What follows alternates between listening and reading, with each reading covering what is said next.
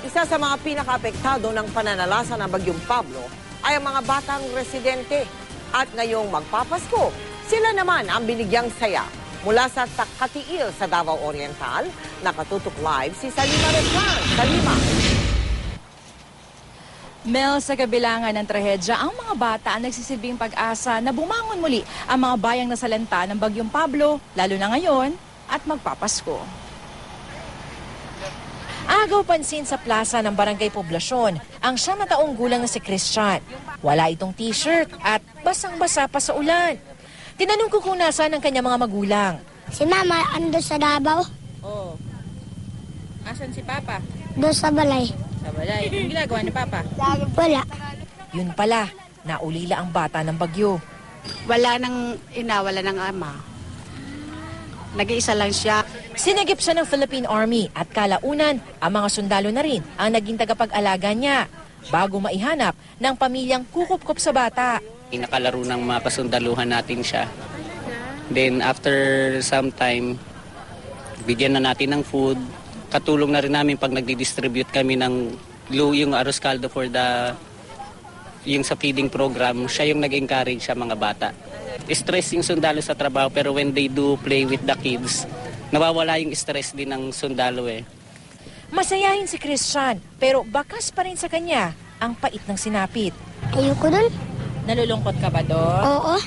Si Alice, isang espesyal na bata, naging matatakutin matapos ang bagyo. Pero meron pa rin daw dapat ipagpasalamat. Pasalamat kami ni Lord kahit papaano na mayroon na dumarating na bagyo, nabuhay pa rin kami. Sa ganitong mga trahedya, kadalasan daw nalilimutan ng mga bata.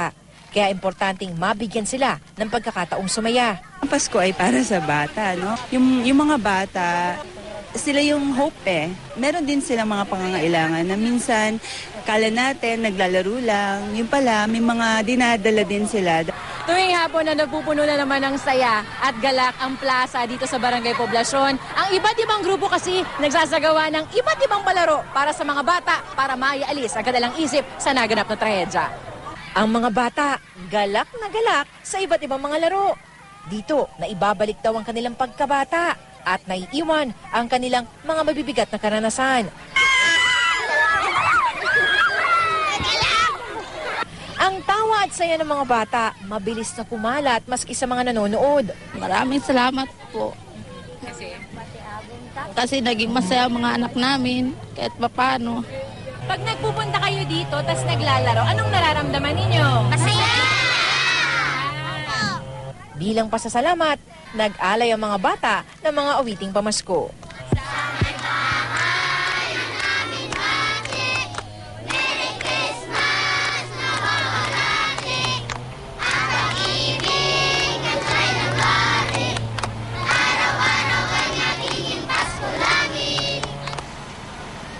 Mel, tuloy-tuloy naman ang pagdating ng tulong para sa mga residente, lalo't ilang araw na lang, Pasko na.